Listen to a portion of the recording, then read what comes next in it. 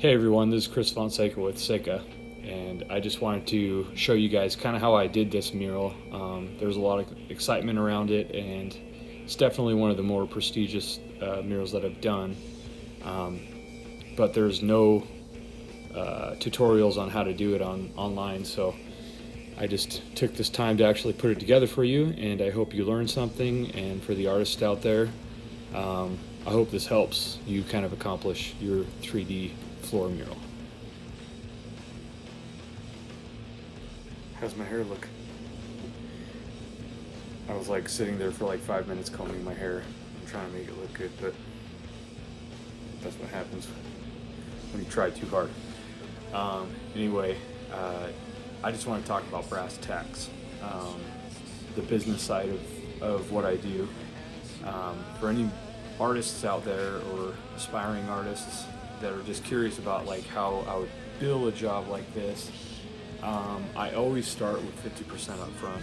I think a lot of artists do that just to cover expenses and just to make sure that they're as committed as you are, because once you start producing sketches,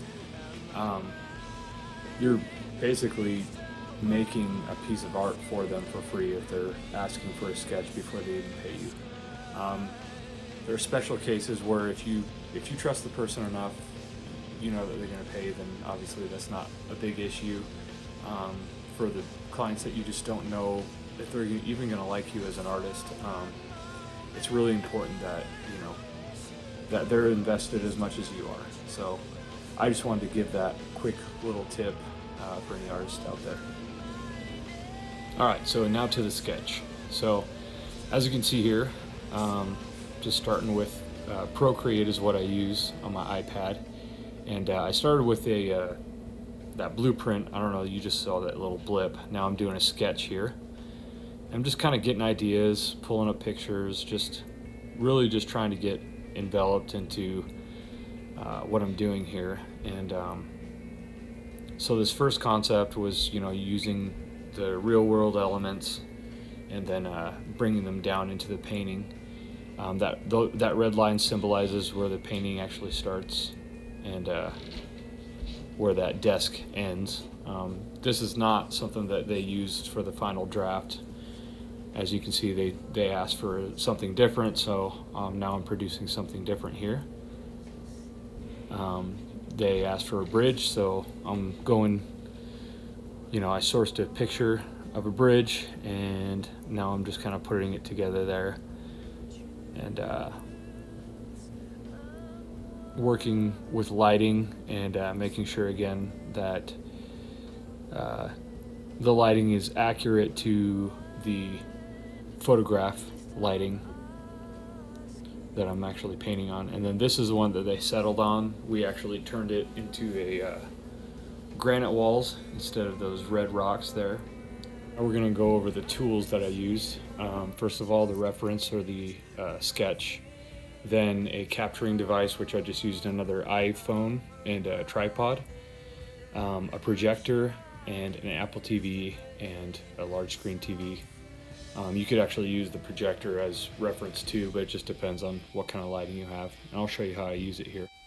Next is prep, clean the floor, grid out the floor just for reference, and then I transposed an image and saw where everything kind of lined up.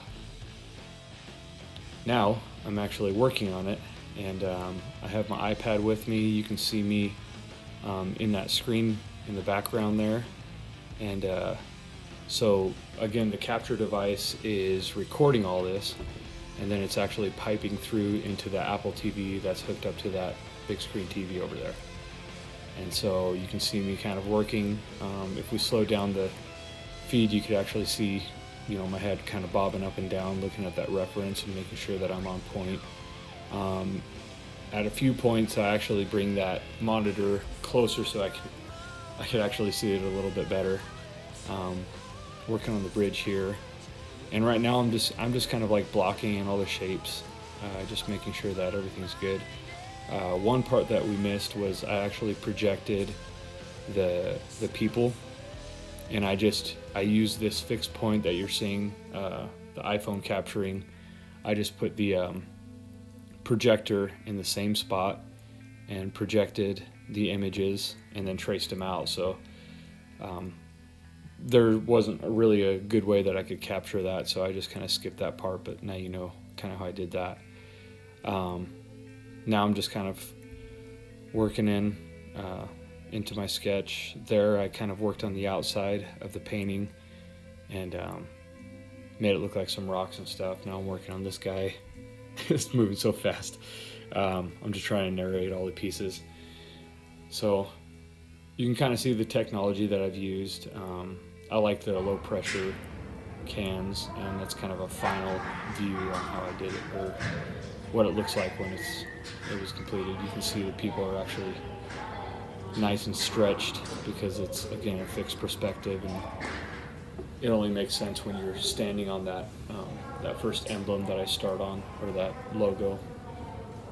And I'm just kind of showing you how far this stretches out.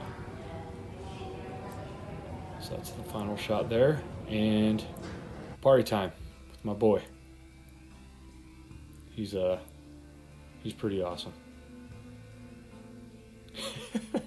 He's my inspiration for most of the work that I do.